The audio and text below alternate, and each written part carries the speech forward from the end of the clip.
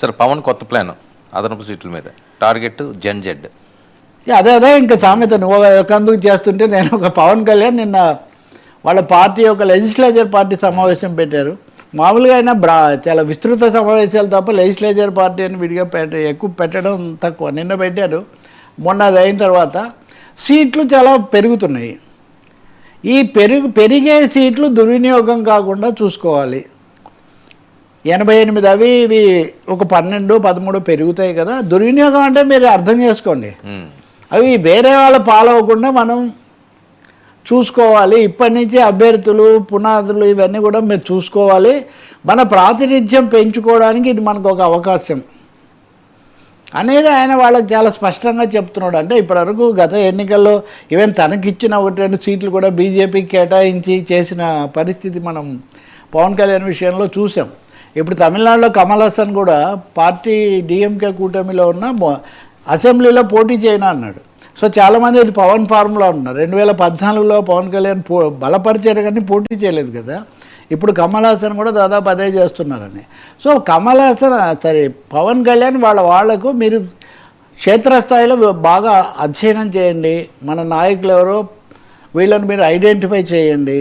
మూడోది ఇదే ఊపులో దీనికోసం కమిటీ వేస్తాము, శాస్త్రీయమైన అధ్యయనము. మూడోది స్థానిక సంస్థల ఎన్నికలు వస్తాయి కాబట్టి అప్పుడు కూడా మన పట్టు పెంచుకోవాలి. ఇవన్నీ చేయాలంటే సభ్యత్వాలు చేర్చమంటే కొంతమంది ఎమ్మెల్యేలు సరిగ్గా చేర్చలేదు. సో సభ్యత్వాలు పెంచండి. ఈ విధంగా సేనను కొంచెం పెంచుకునే ఒక కార్యక్రమం చాలా భారీ ఎత్తున ఈ ఉద్యమి అంటే క్రియాశీల సభ్యులు అనుకోండి, ఉద్యమి సభ్యత్వాలు చాలా పెరగాలి. వీటన్నింటి మీద పెట్టి ఆయన బహుశా ఈ మధ్యకాలంలో అప్పుడెప్పుడో విశాఖలో ఒక సమావేశం తర్వాత మళ్ళీ బహుశా ఇవన్నీ ఎప్పుడు చెప్పి ఉండాలి, ఆవిర్భావ దినోత్సవం నాడు పెట్టి ఉండాలి. ఆ రోజు ఆవిర్భావ దినోత్సవం అప్పుడు వాయిదా పడింది. సో ఇవన్నీ చెప్పారు. వీటన్నిటితో పాటు తమ వాళ్ళ మీద కొంచెం ఫైర్ కూడా అయ్యారు. కొంతమంది ఏమో ఫిర్యాదు కూడా చేశారు. ఉదాహరణకు శ్రీనివాస్ లాంటి వాళ్ళు బహిరంగంగానే మాట్లాడారు అనుకోండి. ఏమనంటే మేము చెప్తే మా సమస్యలే వినడం లేదు, తెలుగుదేశం ప్రాబల్యం, తెలుగుదేశం వాళ్ళ మాట తప్ప మన పార్టీ వాళ్ళ గోడు పట్టించుకోవట్లేదు, ప్రజా సమస్యలు మేము దృష్టికి తెస్తే కూడా పరిష్కారం కావట్లేదు.